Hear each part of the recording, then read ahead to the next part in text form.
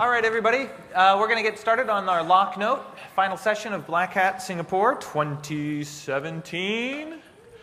Woo! Thanks for toughing it out. You should get a prize for being the last ones here, but sorry, no prizes for you. But we have beer. And we're going to use this beer to try to have interesting conversations. The way the Locknotes work is I'm really trying to create an environment where we have these three experts having a conversation, talking about the things that interest them, the technologies, the challenges. And you're really sort of in the audience getting to listen in on what they're talking about, what's concerning to them. And then later on toward the end, about 2/3 in, maybe we'll open it up to the audience and then you can start asking them questions. But I really want it to be sort of a free-flow conversation, not a panel, not sort of set pieces of conversation. And so all I have is I have about 4 or 5 topic areas, a couple of words, and that's sort of our starting point. And then we'll see what happens.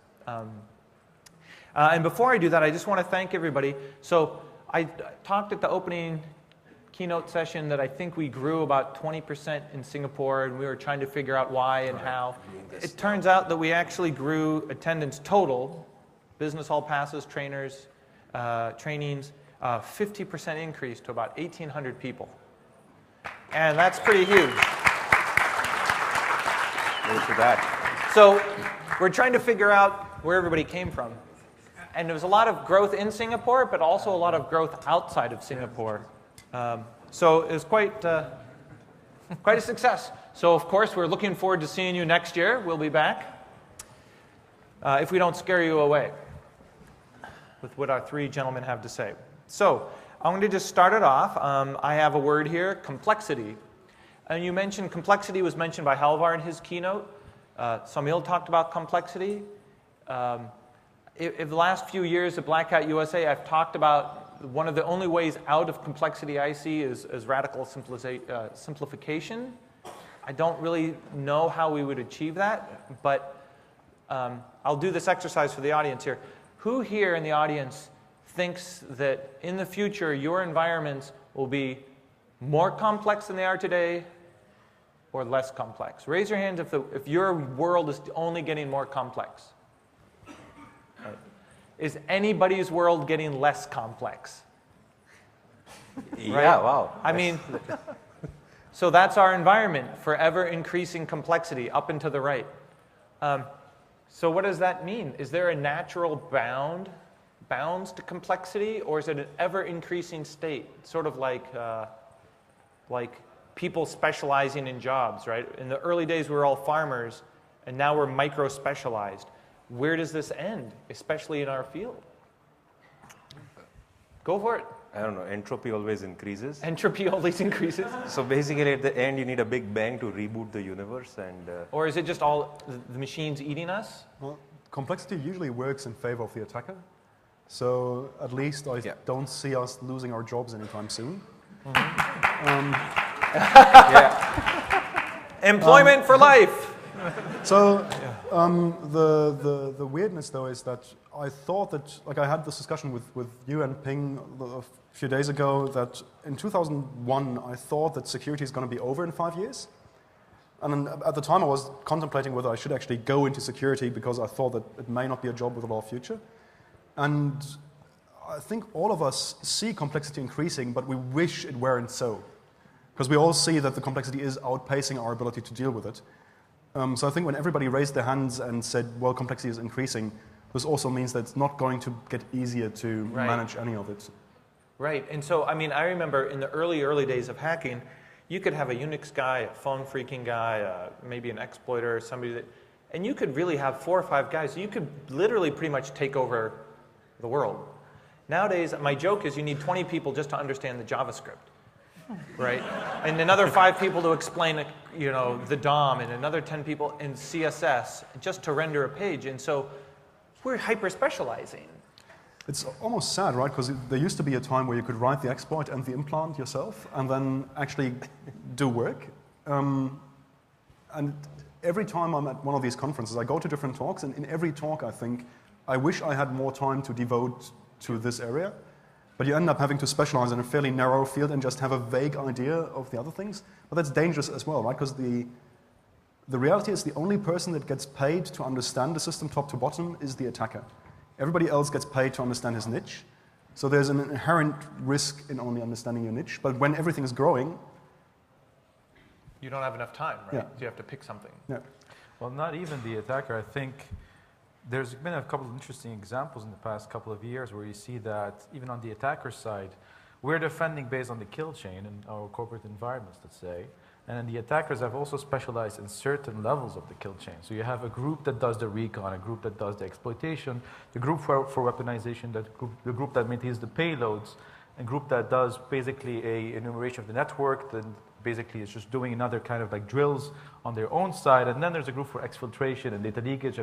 And Now, do they have like SLAs between them? Like, yeah, what exactly. are their user agreements? Well, they're basically working like a company, right? And you have to have a specialized unit in every company. You have to have a CTO working on their side, maintaining the infrastructure, the payloads, the malware. You have a group that it's basically infecting and doing the account management, the money mules. So essentially, and I like where you're going with this, right? It's no longer a vertically integrated crime group. The complexity has impacted their ability to be integrated. Now they have a supply chain of their own. Exactly. They have a specialization fields as well. Right. So does that force the criminals to essentially now operate like nation states?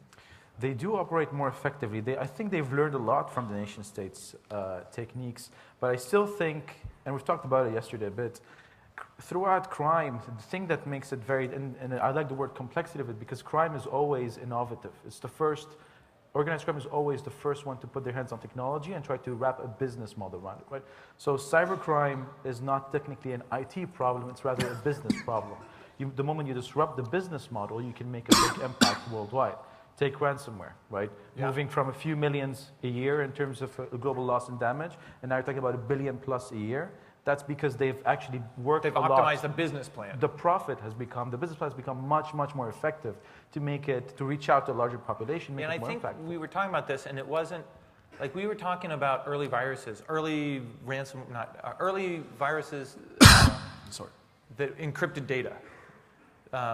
This guy Ludwig, right? He wrote the big black book of computer viruses in like '95, and one of his viruses back then on DOS, it would encrypt your floppy disk or your hard drive, and then any other floppy drive you put in got encrypted, but it was with your password, and it was like a privacy virus that would keep your data encrypted. And we were like, what happens if we just change the password, right? Couldn't you ransom? And that was in '95, and we could never figure out why it was happening and why wasn't crypto locker style.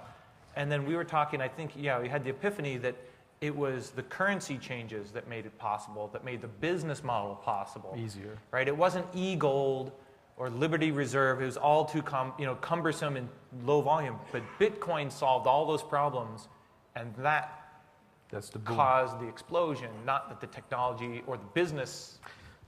I would call it the catalyst. That was the catalyst that just came and changed. That was the game changer, right? 1989, first ransomware AIDS Trojan was a PO box in Panama that was basically collecting the money because you sent it in the mail. Then you saw in 2006 Archivist Trojan, another form of ransomware, which was go online, buy a fake online pharmacy, get a 30-character digit code to unlock your machine. Revitin and the others were coupons and e-gold and PaySafe and whatever it is. And then 2013, Evgeny Bogachev comes up with the idea of having crypto locker with Bitcoin. And it's a proven business model, and everyone can do it. And every single entity you think, ransomware as a service, individual users, non-techie users, nation states, organized crime, everyone is in that game. So this brings me to somehow we've now ended up on crypto locker. I love how these conversations go. Because Thomas happens to be a cryptographer. I studied crypto 10 years ago. So that means you've learned more, you've forgotten more than I will ever know in my life. Right? So my question is, now these business plans are proven and they're generating revenue. So now they're going to take a percentage of that. They have to pay off their corrupt officials or whatever they have to do to bribe to keep their infrastructure going. But they're going to have a substantial profit. And that profit can be poured back in as research and development, R&D. So now you're talking about crime groups that had an R&D budget of $1 million that next year might have an R&D budget of $200 million. So with $200 million a year or $100 million, you can do probably some serious custom research, product development. And people make fun of some of the crypto mistakes. Like you can unlock it, or here's the mistakes here's a universal unlocking. But I think after a couple of years of a couple $1 million going into crypto, these crypto locker things are not going to be a joke anymore. You're not going to be able to unlock them, right? I mean, right now it's a specialized field. You studied it, but how hard is it for the criminal then to essentially not make mistakes in this field? And so we actually see ransomware and crypto locker stuff that it's like sort of professional grade. And in the old days it was, well, that's the nation states and Intel community. Then it's academics. Then it's like Microsoft, Google. And it seems like the crypto knowledge is trickling down. Is there the trajectory on that also has these? Well, I mean, how many useful cryptographic messengers do you have? There's quite a few now. So it's not hard to encrypt data and send out a key to unlock stuff again. So it's very clear that we'll see stuff that we can't decrypt without the help of the guys. They're doing it. So so the future holds that the only people that can unlock it in the future will be the people who locked it. Yeah. I think criminals are not worried much about the capability of locking. I think what they're looking for in terms of next innovation in that space would be first playing down on the psychology of the victim, right? So if you look at one of the latest variants, Spora ransomware, whenever you're infected, it gives you 5 options. One of them is you unlock 2 files for free. The other is you pay $20 to do a file restore. The other is an immunity for $50 and a $79 for all packages. Now, don't delay. Order today. Otherwise, prices go up. But the idea is that you end up feeling not as a victim, but rather as if you're buying a package. You're online, a consumer, right? You're a consumer. Right. So it feels okay. It doesn't feel like a crime anymore. The fact that it doesn't feel like a crime makes it become less reported to police, which already we have a massive problem with underreporting these type of crimes, and gives a much larger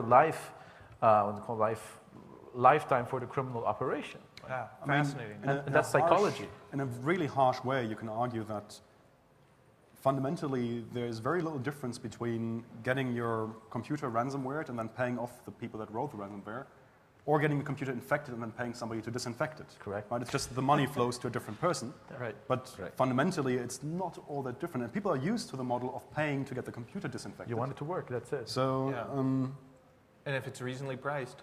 And this is something that's not new as well, right? 1900s, extortion was the black hand in the US, right? You had people coming in, mafia groups coming in, beating you and say, you need to pay, otherwise we're going to blow you up. And then they said, too much violence, let's just go for a more soft approach, more crime, easy approach, below the radar, where police wouldn't be more alarmed to it, but people would accept it, have an acceptance of the crime, right? So Bulgaria, after the wall came down, apparently had a car insurance that everybody had a sticker from that car insurance on their car, because the car insurance was mob-owned, and if you didn't have the sticker, your car would get stolen. There we go. Right, so it's yeah, and I think this is really where the direction of it is overall going. And then you see the other part of it.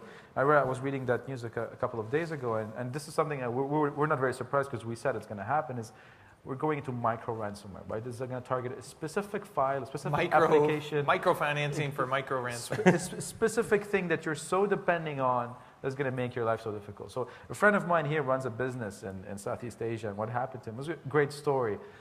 They locked down his ERP system, so he couldn't use any of his, go and check his clients, do the whole day-to-day business online. And then we talked about it yesterday, so he was a victim of a ransomware. $39 variant, right? Stampado ransomware bot, very commoditized. The attacker tells them you need to pay 1 Bitcoin, goes into a chat, there's no online platform to go and submit it back again, and then he says, okay, 1 Bitcoin, my friend is not really tech savvy, he didn't ask anyone. The attacker says, I need remote access to your machine to basically unlock your data, right? Because I won't give you the master key. He goes in, unlocks it, and then steals all the files. So you're moving from a specific case where it's a ransomware into stealing data. So you're seeing the evolution of it is also becoming more like having a So once the foothold. business model is in place for monetizing the stolen data, that's a new marketplace, right? So you're diverging. I see it more like as part of a TTP rather than a total attack, a full attack. Right. I think they may run into issues with user trust, though, right? If you're normally when somebody pays you off, if you screw him over thereafter, then the next person ransoming him will have a hard time getting his ransom extracted. Yeah. So, but you know what's going to save us? AI. Whatever, blockchains. Blockchains will save us. Well, crypto, quantum blockchains. Quantum blockchains, Yeah, yes. quantum blockchains. Yes. Machine learning, AI, where do you see this going? Because this is clearly out of my wheelhouse, but I'm really curious to see what you see. I mean, Google is one of the innovators. You've had some experience working at Google. I mean, and security at Google. I mean, do you see how they're trying to approach security is, I think ML and AI, I think algorithm. But supposedly when you incant these two words, a new superpower is formed. Well, I mean, it is statistics. Right. And it's really good at recognizing cats. It's true. And it did kill captchas to a certain extent, right? Because a lot of the AI, it is not difficult to build an AI that is better than most humans are at decoding visual captchas these days, when it's just some sort of distorted form of lettering. And I think the difficulty of telling humans apart from bots is going to increase as AIs get better. Because if I was going to write a botnet now, I would definitely have a neural network in there to break captchas. Yeah. Just because it's really useful to be able to answer a captcha like a human. Right.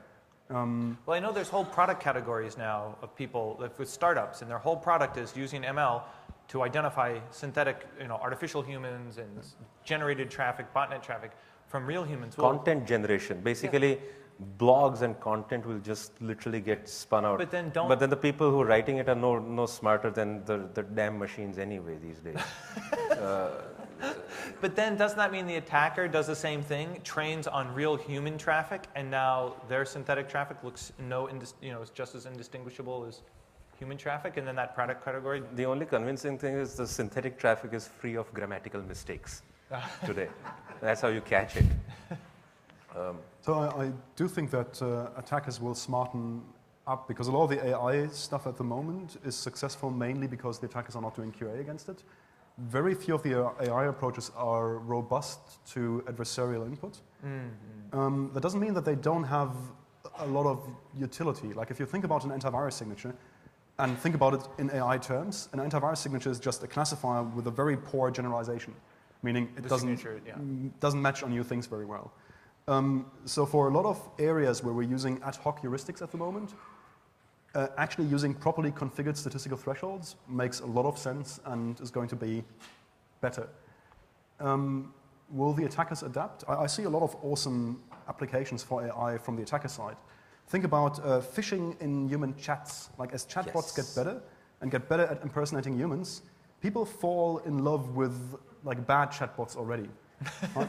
So if you have an AI that can start chatting up 20,000 people in parallel, and start having like at least a fragment of a conversation enough to get them to click on something, you've just opened a whole new avenue for phishing. Clickbait, yeah, for phishing. And a whole number of things that. And the nice thing is you have a really direct feedback loop where you can see whether your algorithm is improving or not by the number of people clicking. Yeah, you monitor the responses, and you can even play one person off against another. That's right. Yeah, you're in two different chat groups. Yeah. You're a man-in-the-middle chatbot, but. Can do. Not inconceivable. Yeah, so that's why when I hear these pitches about how ML and AI is going to make change, defense will become greater than offense, or defense will have a chance of increasing, I think maybe momentarily, because there's no law that says offense can't use these tools. Like offense will always adapt it before defense does. There's new but don't areas you to be think broken. offense is winning so hard? Why go to AI when you're making such great returns? I think only once. Oh, why not? Right? Is the question. Because you can do it.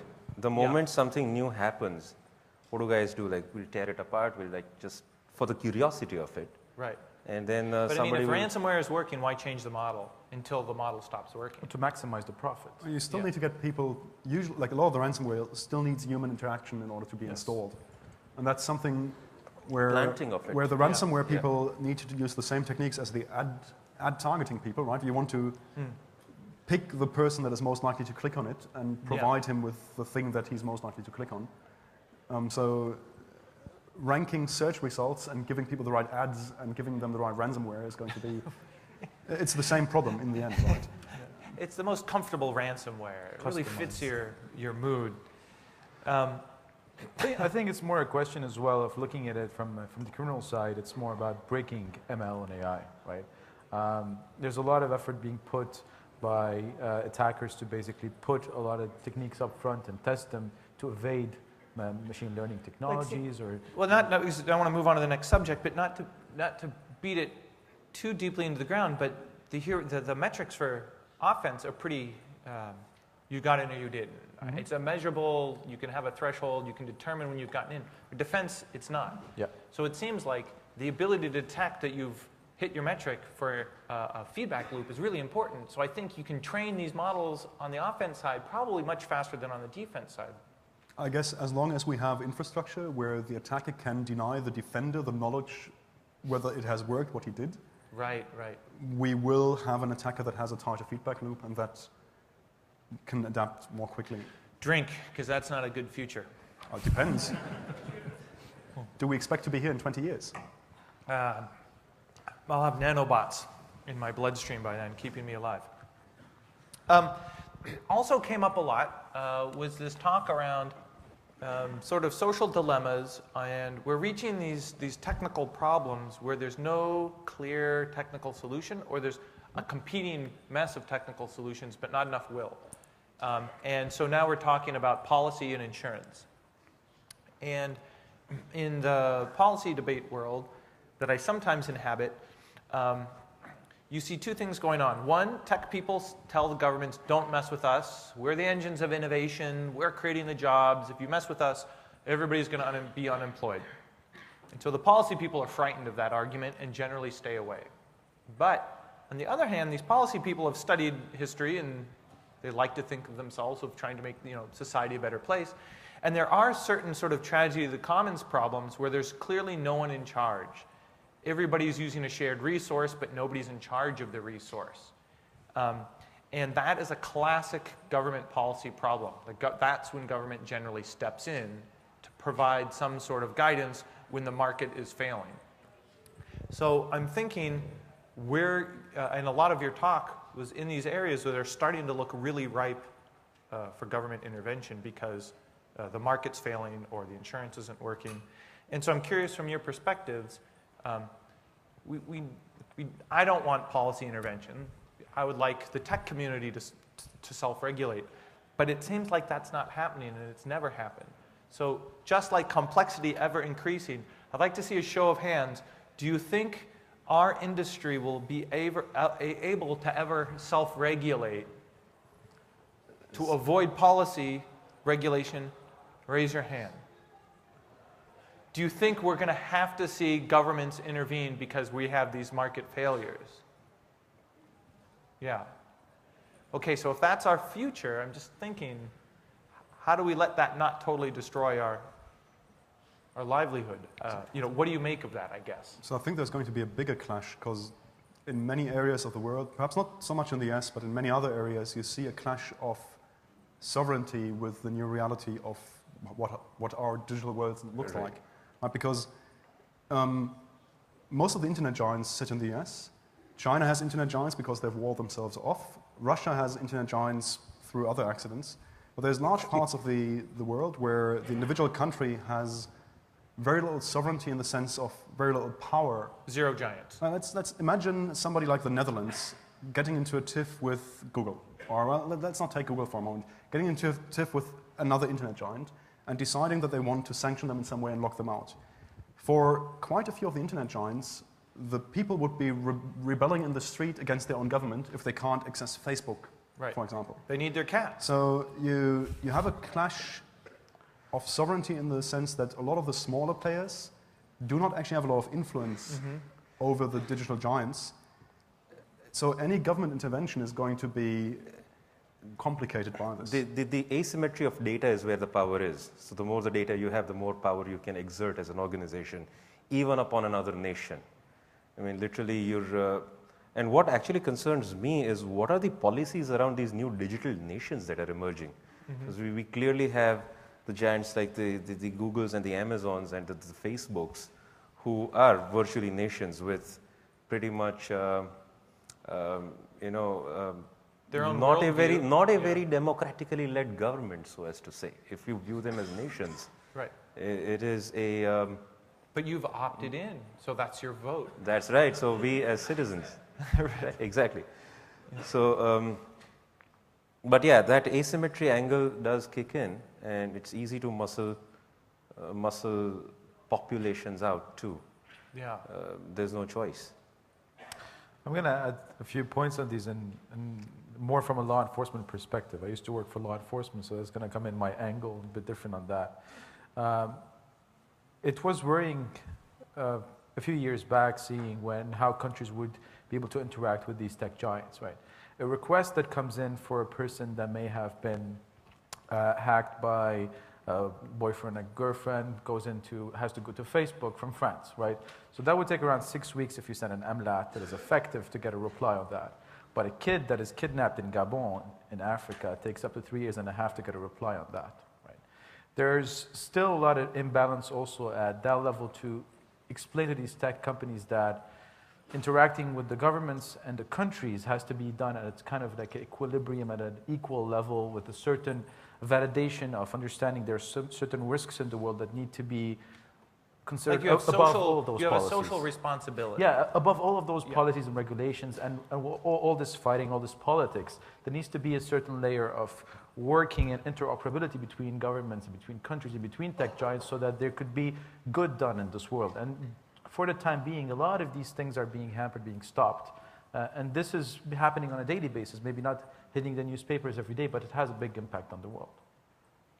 But this imbalance that you mentioned, that goes back to the point that Gabon has very little leverage to get anything done. Right. Exactly. I mean, I think a lot of if you look at the European Data Protection Act and what that does to cloud providers, where the Europeans say, hey, you can't be sending all this data to the US, that is actually a conflict between Google or the internet giants as the big players, and then the US as a sovereign where these are hosted, saying that we want access to the data of non-US citizens, and then the other side trying to enforce sovereignty, but because they have no other lever, they try to hurt the commercial interests of the big ones. That's like their proxy. Right, right. But in all these conflicts, you can see the clash between nations trying to, or smaller nations trying to keep sovereignty of sorts in the face of the internet giants becoming providers of essential services. I mean, by now, having an email account is about as important as having, well, not as important as having tap water, but it's getting to be relatively important. Like having a driver's license. Right, almost, but now you've got commercial entities under the sovereignty of another nation that provide critical services to your populace. Right. That other nation could switch off at a moment's notice. And that is, in a way, undermining the traditional concepts of sovereignty. Yes. So, sovereignty of countries over, let's say, internet giants, but over manufacturers, builders of devices, phones, Samsung, iPhone, whatever it is. Something I've always been fascinated about is that we spend how much time, how many hundreds of millions, billions of dollars trying to protect devices, and it seems like the root cause is if the problem is Android has terrible update policy, well, if you say Android fixes that, then we don't have to have all these security products around Android. We fixed it right at the source, right? Those closest to the levers should be the ones responsible for fixing the problems. The person 3 hops away shouldn't be trying to fix the problem. The person closest to the issue. So if it's a Cisco bug, Cisco should fix it, and we shouldn't have a whole industry of Cisco protection products. So when I look at the world through that lens, I think there's probably 20 manufacturers on the planet that if they made better products would probably solve 60, 70% of a lot of our issues. CPE devices that don't filter, that are part of botnets, IoT devices. And it goes back to sort of your cost and leverage of your keynote, where I've talked to senior vice presidents at these product companies, and I say, your product marketing is that you're a world leader in security. All of your products are insecure by default. I have to click a whole bunch of boxes and write custom firewall rules to make your product secure. Can you make the product secure by default, and then if I'm an expert, I can say, okay, I'll make it insecure. And the answer from the world leader in security, the head of the engineering department says, Our customers have never asked for that. I'm thinking, but why are you waiting for a customer to ask for it? You are the innovator, you are the leader. And I'm thinking, to your point, how do we're complaining about problems and we're so far removed from the people best positioned to fix them. So perhaps we need a Henry Ford of security who, I mean, Ford famously said, if I had listened to my customers, we would have a faster horse. Yeah. Right? So perhaps to a certain extent you need somebody that just implements things even though the customers are not explicitly asking for it. Sure. And you could argue that if you look at the efforts that Apple has undertaken to make persistence on iDevices hard, most likely their customers weren't asking for this either, but there's somebody that actually drove this. Right. Some internal culture, something. But it wasn't an external request. Well, I think there's a culture of actually somebody having an idea, like having a clue about security and then thinking, hey, we can go here, and then going here. But if you're just trying to do incremental improvements around what customers currently ask. And actually that's made a priority. Yeah. So protecting the user is a priority on the iDevices, and any effort to be made in that direction is welcomed as an organizational culture. That's what's driving it. I mean, the Android thing, Jeff, is back to being fragmentation, right? Windows 95, Windows NT, we have a plethora of manufacturers building devices and drivers, and it's basically the third-party code that gets introduced in a framework that causes all the bugs. Same thing with Android. You have models, you have different Right. phones, different drivers, everything gets mixed up. And then it is that third-party stuff that breaks. You do not, as a manufacturer, have complete control over what gets sent to the customer. So as not only as hackers, but as security professionals, so what is the fix besides, if you can't influence the people who are making the products, we're forever stuck in this world of Band-Aids? Just like we're stuck in this forever more complex world, are we also in the world of Band-Aids? I'm okay with it, I just need to know what world I'm living in So so I can properly medicate myself. I guess I would agree that if you don't fix the incentive structures, like the incentive structures are at the heart of everything that happens. Yeah. Like people will do what will get them promoted, people will do what will give them more money, and unless you fix the incentive structures, you won't have persistent change. Right. Like everything will be washed away. And since we're not seeing any, I'm not seeing any, the only thing I see that could potentially be an external forcing function on incentive structures is policy. And I don't see a lot of appetite there.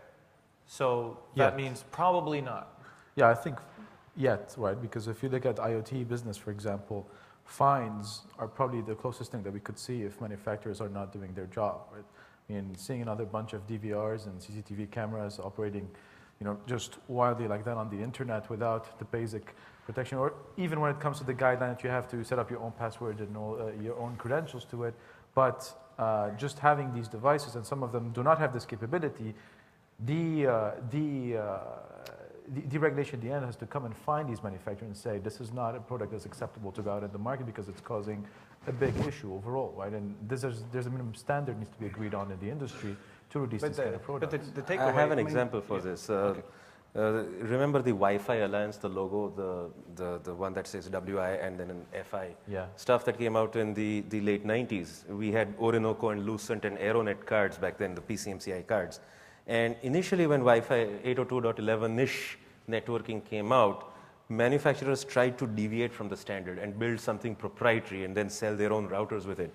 Quickly, the IEEE and the Wi-Fi Alliance stepped in with a branding and made it consumer aware that if you want to buy a Wi-Fi router or Wi-Fi device, look for that Wi-Fi logo, otherwise it is not compatible. And they kind of drove this problem away simply by consumer education and branding it. Not entirely though, because any router these days is going to implement Cisco proprietary extensions to the Wi-Fi protocols that you can't even get the specs for unless you sign an NDA with Cisco, which then surprisingly have... So it comes back, right? Every 11 years, Death Star becomes Star Killer Base. The same shit keeps on coming back. And that's why we are here from 99 to 2017 at Black Hat. Sorry, looks back to the incentive structure. Yeah. What may actually shift the incentives as well is innovative cybercrime that causes real damage. Right. Like the first time we're ransomwaring the power supply for a city, which will happen eventually. Because, I mean, techniques filter down to the criminal side eventually. What is nation-state level now is going to be criminal level soon. And accidents happen. And accidents happen. And then, I mean, the logical extension of ransomware, if IoT is all crap and everywhere, people will start ransoming your IoT devices. And then your water supply. And then it's going to be really, really entertaining. Yeah. So yeah, that's an interesting point. As the trickle-down effects, right, happen, imagine if Sony, when Sony Pictures was under attack, imagine if Sony went out of business and, I don't know, 1,500 employees are out of jobs. And then some newspaper somewhere criticizes some country and the country DDoSes them, and the newspaper can't do their online publishing. The newspaper's out of jobs and 500 people are out of jobs. And then 1,000 people and 3,000 people. And how long until you think the government is going to say, okay, well, we can't have our citizens unemployed. We can't have our businesses being put out of business. We're going to do something. And then the government's going to have to act. And that's what I think is going to be the danger point. Because in that situation, the government can't be passive. They have to do something. And we're back into a potential 9/11 situation where we're doing something, you know, anything is better than nothing. So that brings up the attribution problem. Like, who is it that really did it? Are you really attacking the right attacker? But even if you're not attacking the attacker, you're going to come up with a policy. You're going to say it's the ISP is the closest, the backbone provider, and what I'm thinking is, unless we can come up with viable alternatives or think this through, our time is going to run out the first time the power plant is ransomed, the first time 10,000 people lose their jobs, voters lose their jobs, then that's when the clock is we're really under pressure. I think we're on borrowed time now. Correct me if you're wrong on that. I think one of the main challenges you just mentioned right now is how are we going to get the attribution right so that we can worry about that, right? Eventually... But you don't necessarily have to worry about it, right? If you've got a manufacturer that sold you a product that's... No, power plants have been already held on ransom, right? And water stations and all of that. But who was it pinned on? But I don't think we have proper attribution for terrorist attacks these days unless the terrorists actually write a letter. And No. I don't expect to get proper attribution for cyber attacks. But I do expect countries that are victims of cyber attacks to point it out to other institutions and countries and factions that may not be behind the attack to pull leverage at a political level. Right. And this it'll be obvious because there'll be 1,000 people unemployed. Yeah. It was interesting because the other day I was talking to some cyber insurance companies, and then they came and they said, going through the policies, and I asked a couple of questions. So destructive malware is not part of the coverage, for example. Shamoon attacks or any kind of thing doesn't fall under the coverage they have. And I asked, okay, what if the institution the corporation is under attack from a nation state? Said, yeah, well, we will not be covering it, and it's on you to prove that it's actually a nation state, right? Which is completely ridiculous. You will probably never be able to do that, but you might see that being leveraged at a higher level in bigger attacks where people might die, and say it's not our fault because we failed this and that. It's because someone in that country who actually isn't behind it, or faction isn't behind it, is beyond it. And you create more of a tension level, and it goes at a higher level of negotiations, politics, policy, all of it. And this is what's going to cause more tension in cyberspace. You're mentioning something interesting, like the fact that an attack may be perpetuated by a nation-state-like actor, which is not actually a nation-state. If you look at what Russia is allegedly or doing, perhaps, or what Russia is accused of doing in Ukraine, where they have people that seem to be very plausibly from the Russian government running around in Ukraine, and, oh, these are not our people. The question of attribution becomes really difficult because when you have a government that is hosting or just not enforcing the law selectively against a particular group, is this now a government attack or is it not? Right. And, yeah. There are proprietary groups operating outside of the country. I mean, North Korea is always accused of having proprietary groups in South Korea, Malaysia, I think it was just mentioned. And so they're proxy groups. Well, operating on behalf of the nation state. At direction. Maybe independently funded, but they're really... I have a question about cyber insurance. Is there any documented stuff where a company has actually collected money from a cyber insurer? Cyber insurers have paid for ransomware payments and so forth. Ransomware. What else? I want cost of cleaning up. Okay. Well, in some cases, mainly in the banking, breaches or credit cards. Ransomware, for example, in negotiation, extortion is being covered with some companies. I usually point out that ransomware, for example, is useless with banks because if a bank pays a ransom, you're paying money for an anonymous entity, a criminal entity, so that's actually breaching your own anti-money laundering laws, right? So you'll get a regulator coming in and fining you even more than the ransom itself, right? So it kind of so criminals don't attack banks. Ransomware is useless, but this is something. It's from cyber insurance level. It's very tricky because some companies are buying multiple different insurances to cover different aspects of it. Right? And on that point as well, forget that. You see more cyber criminals throughout 2016 have become more media savvy, right? So I'm not getting what I want from the extortion attempt from the company, so I go to the media, and journalists love to talk to the media and talk to attackers, and they give them airtime, they give them a small article, and they say, great case in Liechtenstein, the bank said, the attacker said, we tried to reason with the CEO, he never paid, we just asked for some money, a little bit of money. So now, for the victims, we need 10%, and then we're basically not releasing your personal records and information and your transactions. But it's not our fault. It's the CEO of the bank that didn't help you. And they're actually very upset because he's supposed to be in their eyes, maintaining their business and their accounts. So again, playing on the psychology of the whole thing and using media to put more pressure in these. And cyber insurances are not covering these things as well. So we're in the final stages here, and I have another word on my notes, and it's this concept of no passwords. Remember how we're supposed to be in the passwordless future here? So I would argue that having a password in addition to other factors is still useful in the sense that having a shared secret is a form of authentication and it's useful.